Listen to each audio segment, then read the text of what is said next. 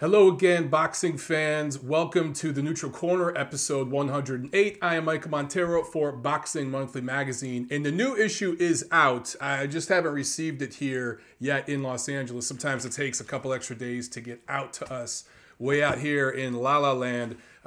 So the new episode, or the new issue is out. February issue's out. Be sure to check that out in stores or on the Boxing Monthly app. A bunch of stuff to catch up on. I was out of town for a week on the East Coast visiting family, me and Tiff, and we posted the first TNC of 2018 last week. It was actually on the Martin Luther King Jr. holiday, and some of you guys did not like the new look and feel. Some of you thought it was okay. Some of you thought it was great. Got some mixed reviews. Guys, we're changing the look and feel a little bit as we go. It's going to be kind of a learning process, touch and go, and we'll try some different things. But you guys know that the goal with this show this year is to start taking in live calls and to transfer to more of a podcast / radio show type of feel. But of course, I want to put my own spin on it. And one of the cool things about the Neutral Corner with TNC is interacting directly with you guys. So we're eventually going to be doing that over the phone. That's going to require new technology that we're still trying to get together and learn. It's a lot of money and it's very time consuming to figure out how to make it all work in a way that financially makes sense. And the new mic is part of it, new computer technology and all that stuff. And the look and feel is going to change as we do that. But I promise you guys, I'm going to work with you. I'm going to listen to your feedback. I know a lot of you guys didn't like that I wasn't looking into the camera last week, so I'll do more of that. But I'm looking into a computer screen over here that you can't see. I got notes, and then the camera's over here. So there's a lot going on. And as we go forward and I'm taking calls, I'm going to have to go down here to the computer to take calls. So there's going to be a lot of different things happening. But it's going to be fun, right? All right, look, before I get started with this episode, I wanted to take a second to ask you guys to check out a friend of the show, a friend of the channel's GoFundMe page. Joe Morgan is a diehard boxing fan that has been a big part of Montero Unboxing.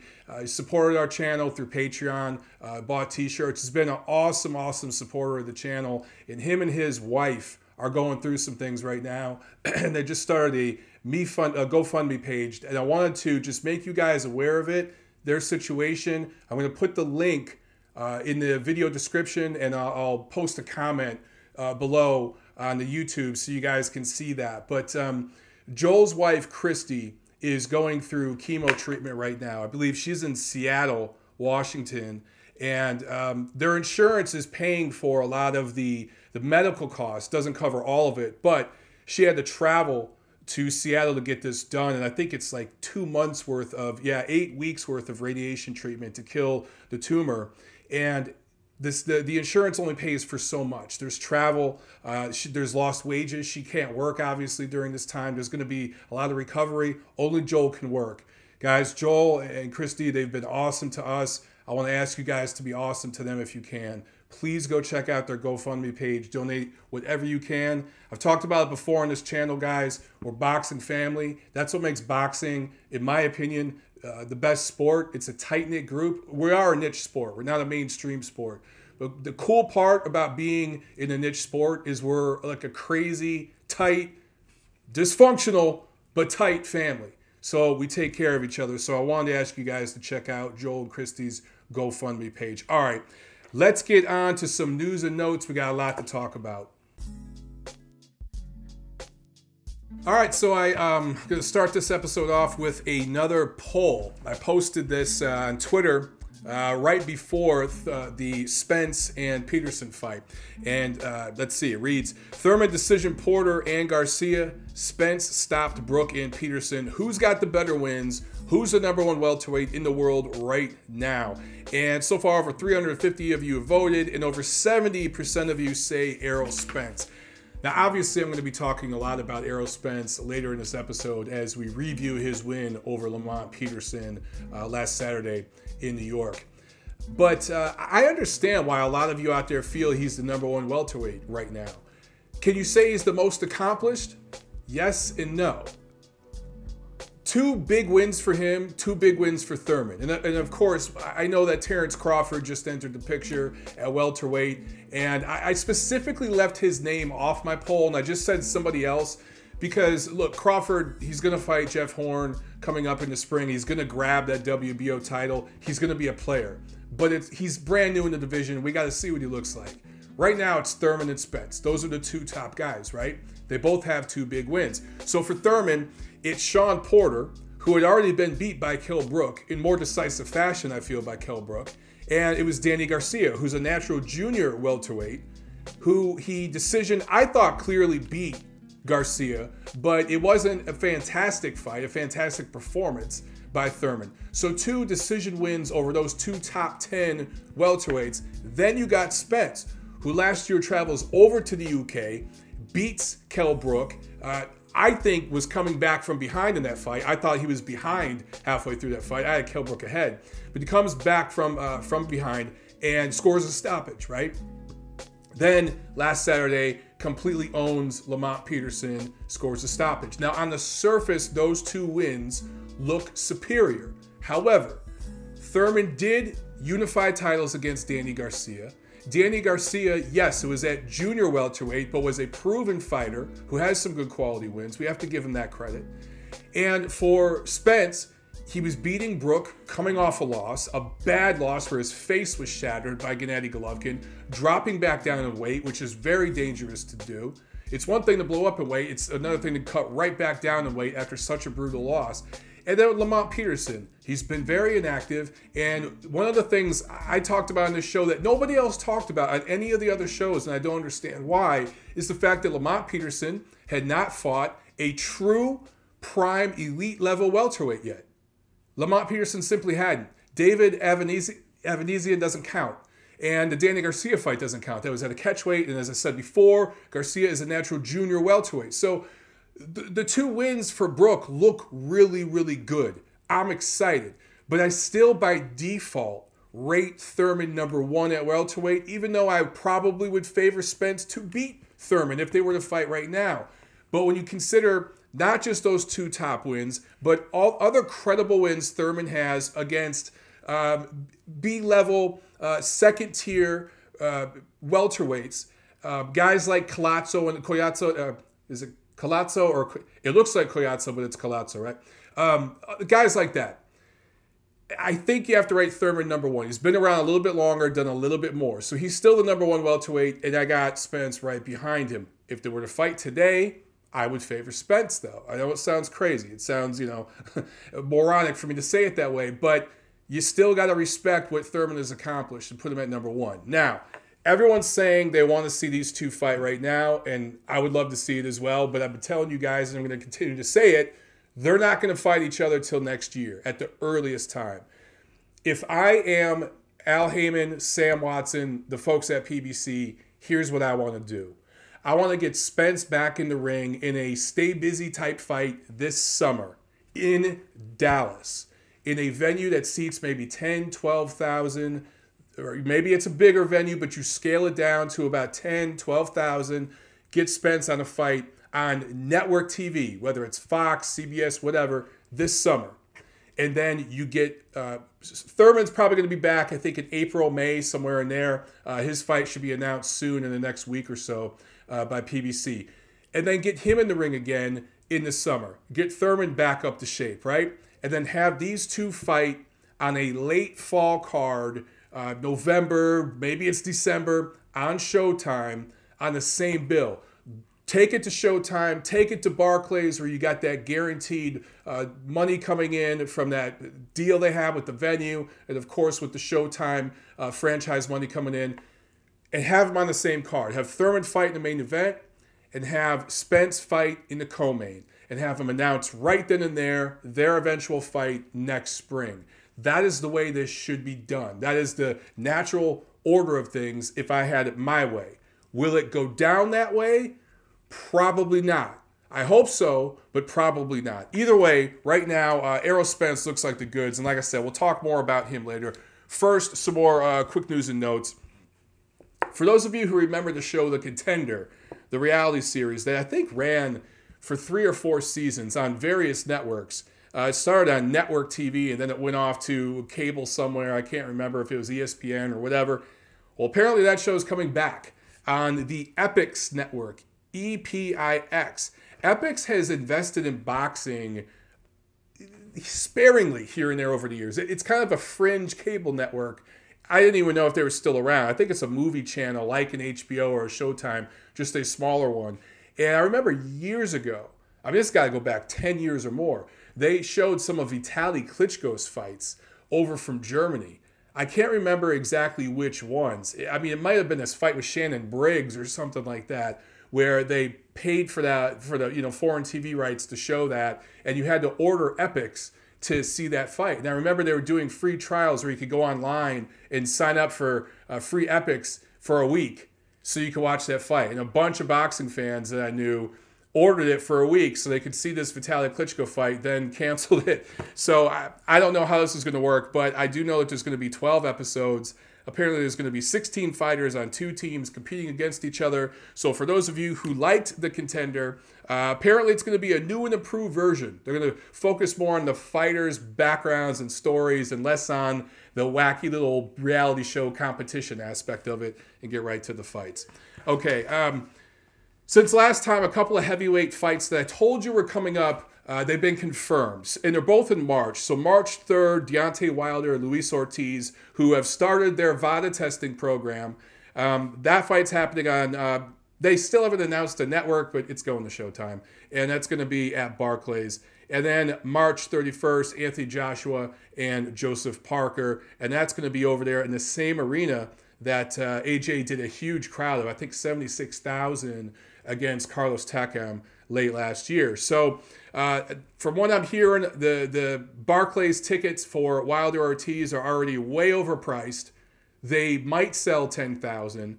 And of course, AJ Parker will do over 75,000. So for all the talk you hear about, from the talk already, about AJ and Wilder eventually fighting that big super fight, and Wilder's side saying it's a 50-50 split, shut up.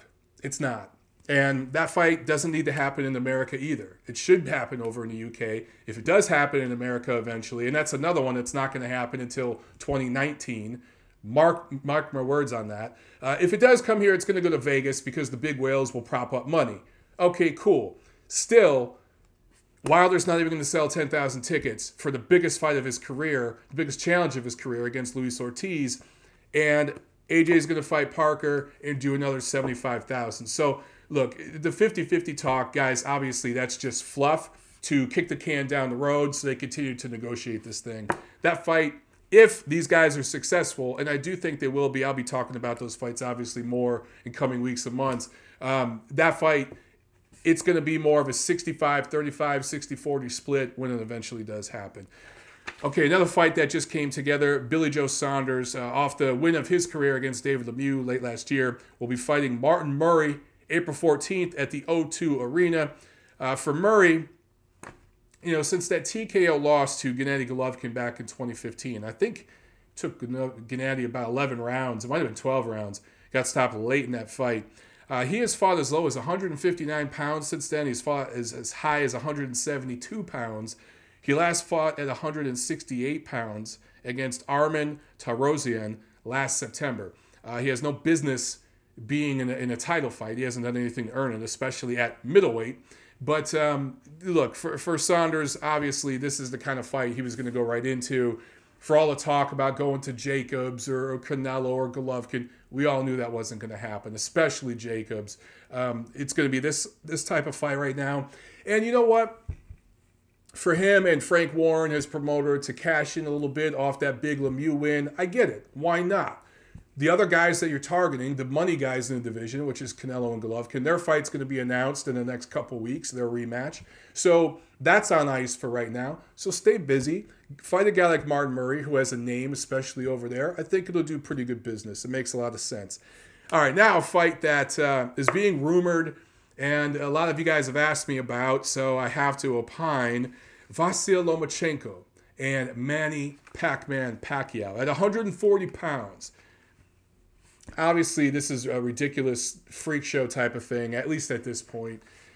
Apparently, Pacquiao, in an interview in the Philippines, I think it was a Filipino news outlet talking to him about congressional stuff, and they brought up fights, said that he said they were negotiating a fight with Vasyl Lomachenko for 140 pounds. Lomachenko's manager, Igis Klimas, said flat out, no, the size difference is too big. We're not even talking about that. Now, Bob Arum, who promotes both of these guys, said that Loma will be moving to 135 this spring. And is probably going to be fighting for one of the 135-pound lightweight titles, I think in April or May. So that's where he says Loma's going next. So you're getting three different messages from three different people. But he did mention that it would be up to Lomachenko and his father if they would be willing to meet Pacquiao at 140 pounds at the end of the year. And it, I think, would be a pay-per-view. I don't know. I've heard the term ESPN pay-per-view brought up before by Arum. I don't see how this kind of a fight with Pacquiao, the last time he was on ESPN, the first and only time, lost a highly debated decision. It did a great rating, but a lot of people felt that it was a robbery, that he really won, and there was all this controversy. To go from that to not fighting for almost 2 years, and then, or a year, at least a year, and then fight Lomachenko on pay-per-view, that wouldn't work. So if they did it on regular ESPN at 140 pounds, it could work. But right now, look, guys, obviously I don't like this fight at all if it were to happen. You guys know I want Lomachenko to stay at 130 and try to unify titles. And if he can't do that, fine, go to 35 and start trying to win titles and unify titles there before jumping to 140 for some money fight with Pacquiao. But I also know how this business works. And I know that at some point, Arum wants to use Pacquiao to pass the torch to his younger guys. He wanted to do it with Crawford. Pacquiao don't want none of that. Against Lomachenko, he might get outboxed. I think that Lomachenko would beat him, but he's not going to get decapitated. I think Crawford would really, really hurt him. So perhaps he could use Pacquiao to pass the torch to Lomachenko. That's the way it's been done throughout boxing history. The old generation passes on to the new. You look at what Klitschko did for the heavyweight division in Anthony Joshua last year. That symbolic passing of the torch. Even though Pacquiao would be coming off a loss and hasn't been himself for 5 or 6 years, it's a symbolic thing, right? When Lennox Lewis beat Mike Tyson, boxing diehards, boxing insiders knew that that was a one-sided fight that meant nothing, that Tyson was completely washed up. But for casual fans, it was a symbolic passing of the torch from one generation to the next. And it made Lennox Lewis a name for some people who didn't know who he was before that fight. That's what this maybe could be. However, let's pump the brakes on all that, because it seems like every single year, Manny Pacquiao is going to go fight over in Dubai. He's going to fight this guy. He's going to fight that guy. He's going to be in Star Wars. He's going to be in Star Trek. You just hear all this crazy stuff, right? Every year, there's some new thing going on with him, some new soap opera, and it almost never pans out. So let's pump the brakes on all that for right now. As you can see, I'm still losing my voice after traveling for a week on the East Coast and being in snowstorms. Those kind of rumors and stuff, I don't like talking about it too much. So let's kill the news and notes for now, and let's get into the review of what happened last week. So on Saturday, January 20th at Barclays Center in Brooklyn, New York on Showtime, Robert Easter wins a split decision over Javier Fortuna, defends his IBF lightweight title for the third time. Easter improves to 21-0 with 14 knockouts. The scores were 115-112, 114-113, and one judge had Fortuna winning 114-113. Fortuna came in overweight, tried to make weight in the second attempt, and I think had only lost like 4 ounces. So there was no way he was going to make weight. He blamed it on the cold weather, and he couldn't train properly, which is absolute crap. He just didn't make the weight, flat out. And a guy who is much, much taller than him easily made the weight. So Fortuna also was docked a point in the second round for holding and hitting. A lot of people thought that Fortuna won and this was a robbery, and et cetera, et cetera. It's the typical rhetoric you hear with a close decision like this. I didn't watch this fight with laser sharp focus and intensity, but from what I saw, it was not the best fight ever. It was a fairly dull fight. So I saw a guy, Easter, who has the title, who's the money guy, the undefeated fighter, the house fighter, do enough to outwork the other guy who came in overweight. I can't feel bad for him, and probably let it slip away in some of the late rounds. I thought a 114, 113 score was just fine. And you know, if you look at it, if Fortuna wouldn't have been docked that point in the second round for holding and hitting, this would be a draw. You know, so maybe you shouldn't have held and hit. Maybe you blame the ref for this one, but I really have no problem with the scores. I really, really don't.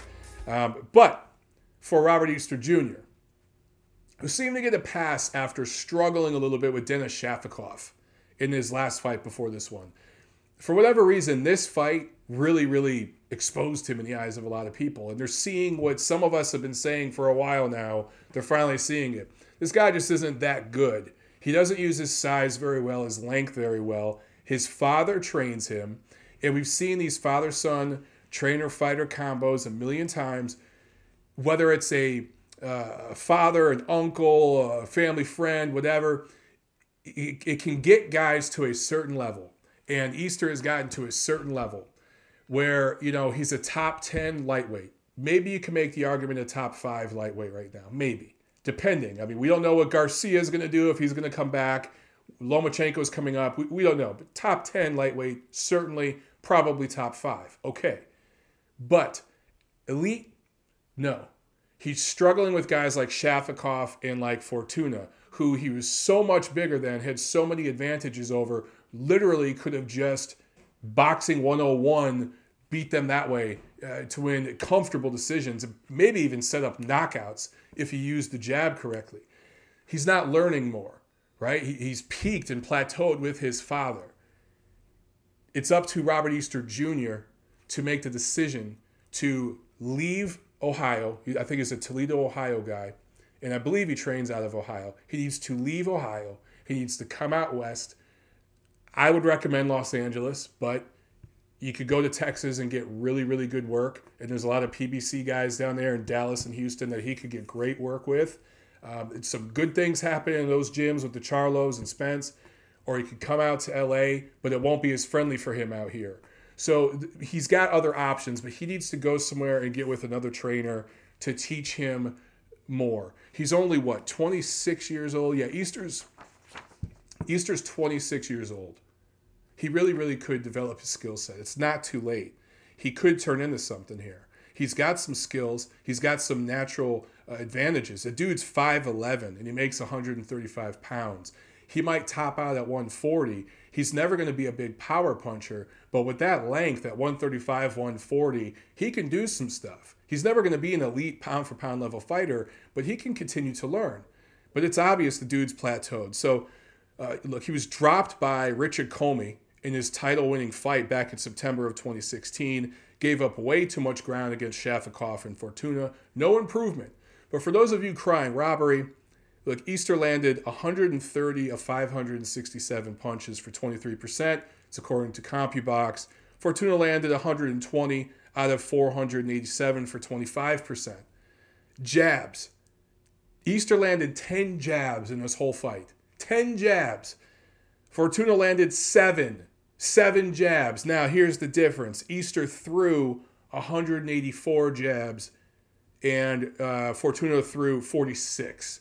So I've told you guys before, in close fights like this, unless there's a knockdown or some brutal body shots where one guy's getting a lot of body work done or a lot of good power shots, when one guy is jabbing a lot more or at least being more active with the jab, he's probably going to get the nod. That's just the way it goes because the jab shows ring generalship and control. Now, that's not necessarily the case in this fight, but when you look at these punch numbers, they pretty much landed the same number of punches, and the fight was pretty much a draw. The difference was that 1 point that got docked. So this wasn't a robbery. I have no problem with the way that the judges scored this fight.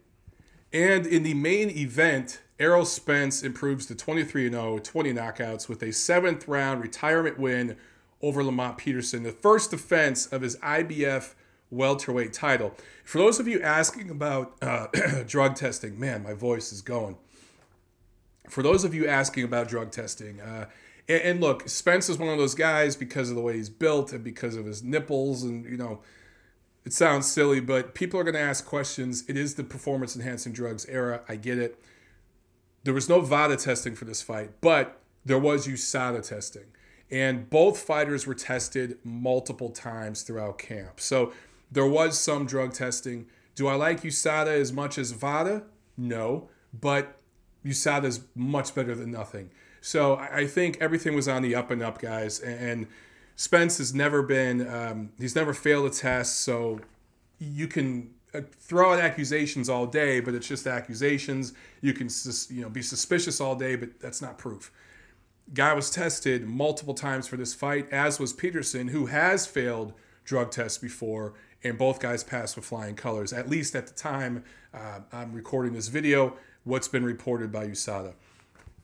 So Peterson was dropped in the 5th round, and trainer Barry Hunter came in after the 7th round and called a halt to the action. And he gave Peterson a round or two. I think after the 5th, after the 6th, he's like, I don't like what I'm seeing, but he gave him a chance. I like that. Give your guy a couple of rounds. Let's see what he could do.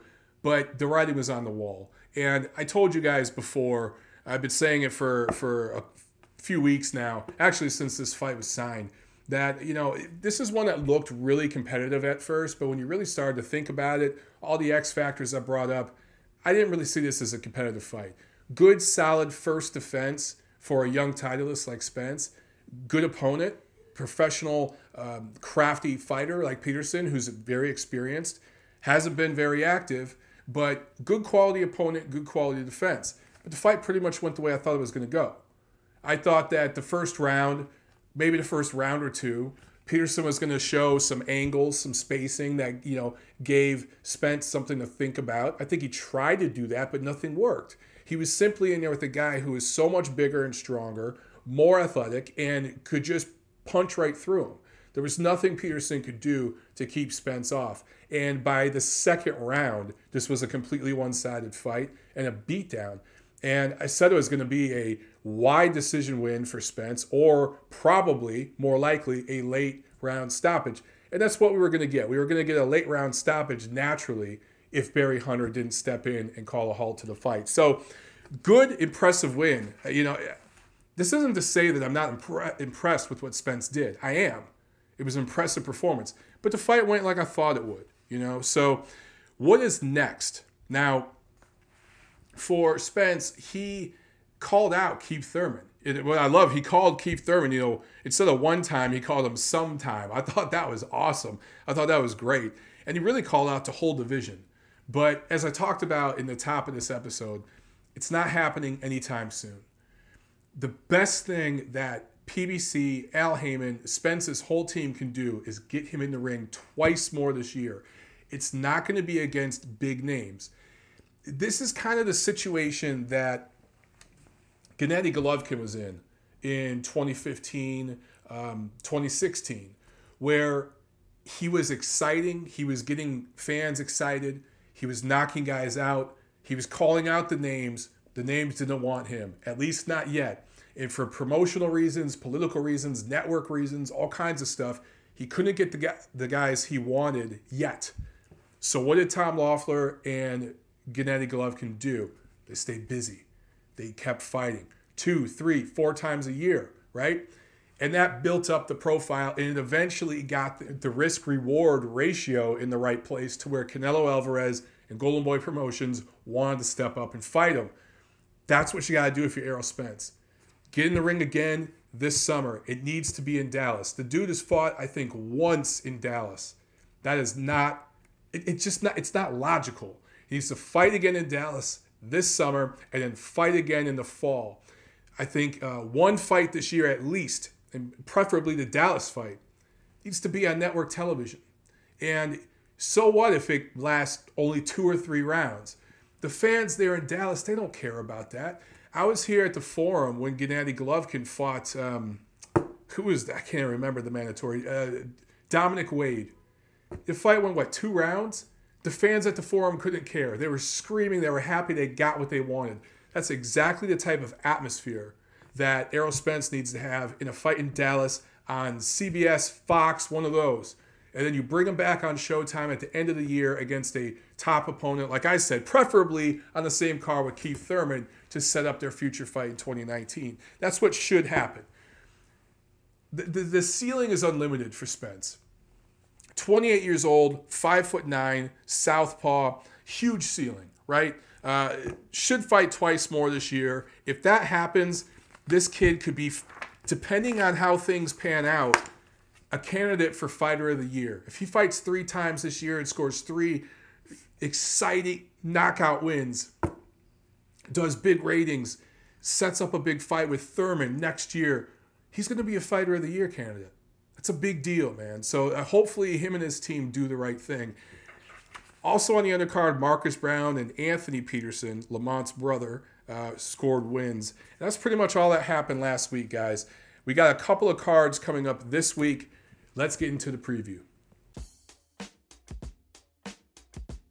This Saturday, January 27th, in Riga, Latvia, at the Arena Riga. It's the World Boxing Super Series semifinals, the cruiserweight semifinals. No American television for this, so find a stream out there. Oleksandr Usyk unifying his WBO title with Usyk-Briedis and his WBC title. This should be a fun one, man. You know, a lot of people thought when this was first signed that Usyk was just going to walk right through Briedis. I don't necessarily see that. I mean, Briedis is coming off 2 good wins last year. He had a unanimous decision win over Marco Huck in April, and then he beat Mike Perez also later in the year. Usyk coming off 2 wins last year against Michael Hunter, and then he actually stopped Huck TKO 10 in September. So both good quality wins last year, but I really like the Mike Perez win for Briedis. All things being equal, though, I mean, look at the tail of the tape. Briedis is actually 2 years older. He's 33 years old. Usyk is 31. Briedis is 6'1". Usyk is 6'3", and I can verify that 6'3" because I've met Usyk. I'm 6'4". A lot of these heavyweights I meet, and cruiserweights, but especially heavyweights that list themselves at 6'5", 6'6", I meet them and I'm taller than them. They lie about their height.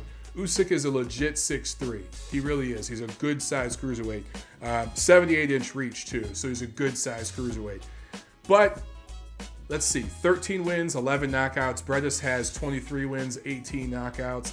I don't think either one of these guys is a big power puncher, but I do think Usyk obviously has all that amateur experience. He does have the natural size and strength advantage in this fight. And stylistically, I just think he can box circles around Briedis. Can he get a stoppage? You know, I favor him to win a decision, even if it's in Latvia and the crowd's going to be going nuts. He's on enemy territory. I don't know if he can get a stoppage. I think that'd be a hell of a statement. It'd be impressive to see Usyk start to develop professional-grade power. He did get the stoppage over Huck in his last fight, but he doesn't seem to be a professional, elite-level, hard-hitting, hard-punching type of fighter. Seems to be still fighting a little amateurish in spots and slapping more with his punches and moving as he's punching. You know, in the professional game, you sit down your shot, you land your shot, then you move. In the amateurs, you punch while you're moving because you're just scoring points. It's not about hurting your opponent. So Usyk has gotten better with that, but we haven't seen him really sit down and commit to punches the way other pro fighters, the other 2 semifinalists in this tournament do. So I think this is probably going all 12. I like Usyk to win a comfortable decision, 116, 112, somewhere in that realm. If he scores a stoppage, I think that's a hell of a statement. I really do. Now, here in Los Angeles at the Forum, there's a HBO card from Golden Boy Promotions. I will be there. Hopefully my voice will be better and my voice won't be going out every 5 seconds. So if any of you guys are coming to that card, if you're in Los Angeles, come say hi. Be there. It won't be hard to see me. There's probably only going to be about 2,000, 3,000 people there. I'm not quite sure why Golden Boy Promotions put this card on at the Forum. Jorge Linares is headlining this card. He last fought at the Forum in September against Luke Campbell. Remember that. It was maybe 2,000 or 3,000 there that night. Really didn't make much sense. He scored a split decision win over Campbell, dropped him, but struggled with him at times. It was a tough match for Linares. But he's going up against a Filipino fighter now based in San Diego, Marcito Gesta, who, if you guys haven't seen him, he was an interesting prospect. He was a guy that we were all looking at for a while, but he kind of flattened out. He got exposed a little bit in his lone title fight against Miguel Vasquez in 2012. It was pretty much dominated in that fight. And he's pretty much done nothing since to deserve a title shot. I have no idea why he's in this fight, fighting for a title. Jorge Linares, this will be the third defense of his WBA lightweight title. And so for Gesta, he last fought in July at the Forum as well on that Barrera Smith undercard. He KO'd Martin Honorio in 8 rounds. So how you go from that to 6 months later being in a title fight, I don't know. But I like Jorge Linares as a fighter. He's very fun to watch. Offensively, he does so many great things. Just beautiful to watch offensively, right? You got to rate him number 1 at lightweight right now, especially since Mikey Garcia wants no piece of him, it seems. Garcia, was offered a flat-out fight, no options, 50-50, boom, one fight, one and done, and he turned it down. Linares wanted it. And I got to give Linares credit. He has said that he is willing to fight Mikey Garcia.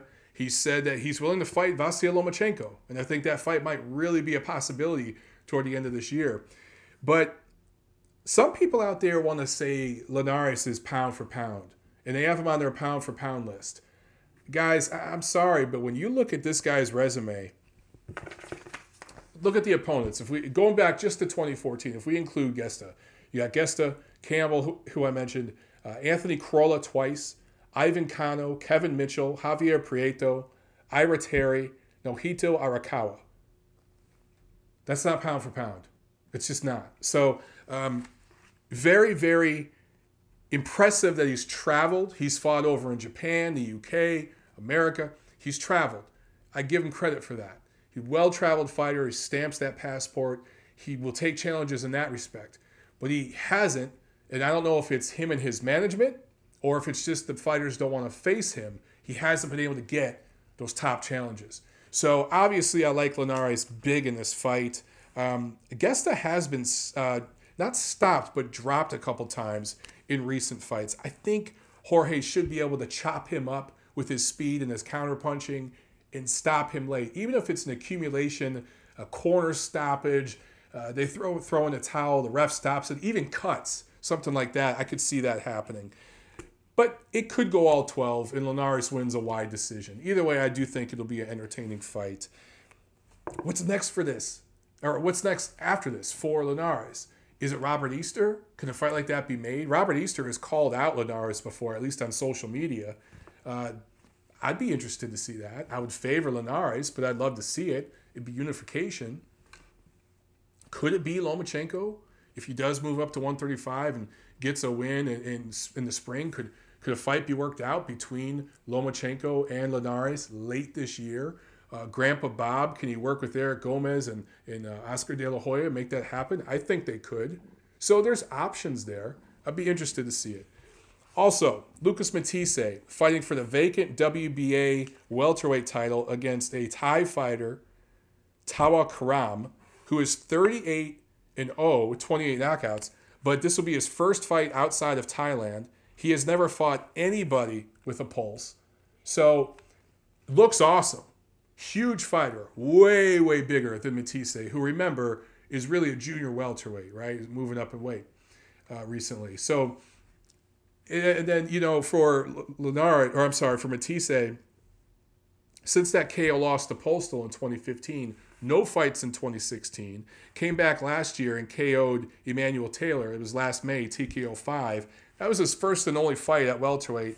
Now he's fighting for a vacant title. So, I don't really rate this as a title fight, especially in the welterweight division that's pretty loaded. and owned by Al Haymon. So even if Matthysse gets the win here, which he should on paper, if he gets the win here, I don't know what he does from here. I don't know what Golden Boy Promotions does with him because, as I mentioned, the division's owned by Al Haymon. The only other title would be the WBO, which is going to be in Bob Arum's possession with Terrence Crawford. So maybe it could lead to a fight between Crawford and Matthysse. I would welcome that. Again, Grandpa Bob could work with Golden Boy. That could happen. But this Thai fighter, big, powerful, looks super, super strong compared to Matthysse. Could he score an upset knockout? Could he? Could there be something here that we don't know about? Could he be some unpolished diamond in the rough that we haven't seen? I don't know. But when you look at this guy's resume, it's complete crap. So he's one of these guys. Look, sometimes we get these fighters, whether it be from Thailand, and we always know the Thai fighters are tough. Thai fighters, Japanese fighters, they come over here, they're badasses, they're tough guys. But we get guys from Colombia sometimes, Venezuela, and they have these undefeated records. They look awesome. And they get here and they fizzle out, and they turn out to be duds. Sometimes they come here and they turn out to be badasses. So we'll find out. That fight actually intrigues me for that reason. I want to see what this kid has and, you know, what Matthysse really, really has at welterweight. He looked good against Taylor, but styles make fights. He's going to be in there with a big physical guy that at least on paper has a lot of power. So it's going to be interesting to see. The Linares gets the fight. That's an easy win for Linares. Not really interested in that. But the Matthysse-Karam fight, that's going to be fun. And I don't think that one goes the distance. So I'm going to favor Matthysse just on paper because of what we've seen from him that's proven. But there's that unknown X factor. Don't sleep on this Karam guy because maybe the record is for real. We'll find out. So any of you guys are going to be there, let me know, man. Holler at me. Come say hi. Let's have a beer. That's it for this week, guys. I'll see you at the fights.